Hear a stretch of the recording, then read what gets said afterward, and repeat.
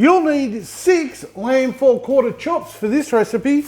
And as usual, I picked up this lamb from the best butcher in Melbourne, Nick, out at Gippsland Premium Meats.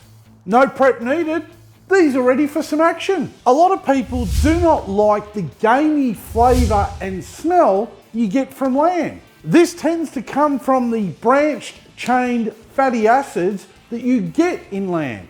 The good thing is we can neutralise the flavour and smell by the way of using antioxidants. And there are plenty of options in herbs and spices, and some of them we're using today. Into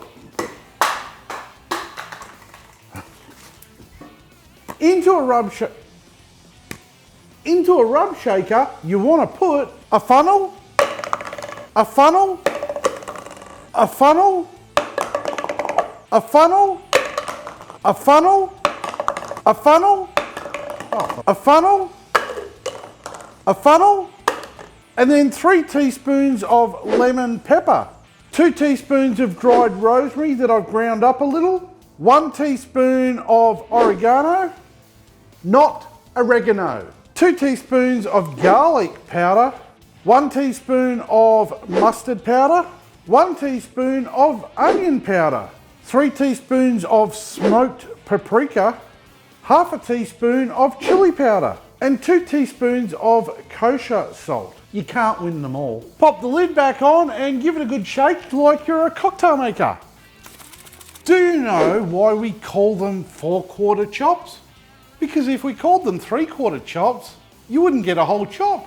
Now we just want to lightly cover the chops with some extra virgin olive oil, and using a basting brush, you just want to brush it all over to get it into all the nooks and crannies. Just one side at the moment. And then we're going to start applying the seasoning to the chops. And I like to apply all of my seasoning from around 30 centimetres high. Why? Because this allows the rub particles to separate before it hits your food. This is going to minimise clumping and going to ensure every bite tastes exactly the same. Now just flip all the chops over, oil the other side, use a basting brush to spread the oil around, and then apply the seasoning to this side as well. And once they're all seasoned, we can put these aside until we get our barbecue ready. Now, if you're not taking the time to season your food properly, that should be illegal.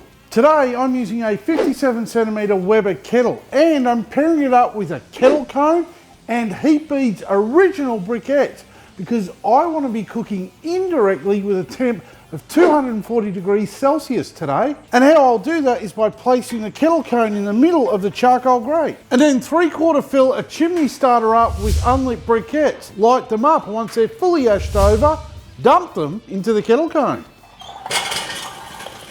Don't forget to carefully put your grill back in place.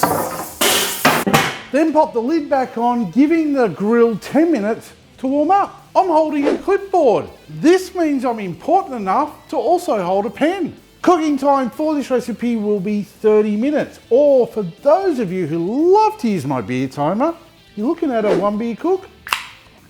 Cheers.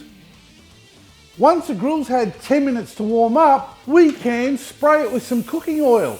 What this will do is create a little bit of smoke, but as the pores expand when the grill heats up, the oil fills the pores in, and we're left with a non-stick cooking surface. Once everything's oiled up, we can get the chops on the grill. We're just going to place them around the outer part of the cooking grill, as this is where that high heat from that kettle cone is being forced. So we are essentially air frying our food with this sort of a setup. And I want to turn that one around so it looks like the other ones. Then pop the lid back on and grab yourself a drink. Did you know the Weber lid vent creates a hot spot? As the cold oxygen is sucked in through the bowl vents up and around our fuel, it's then forced back out through this lid vent. So to ensure you get an even cook, I recommend turning the lid a third of the way every 10 minutes during the cook. Don't risk not turning your lid, otherwise your food will dry out and it won't stay moist. Smart! Give it a rest. No one cares. If the word moist makes you uncomfortable, just ignore it and think of your happy place. Somewhere nice and moist should do the trick. We're 20 minutes into the cook.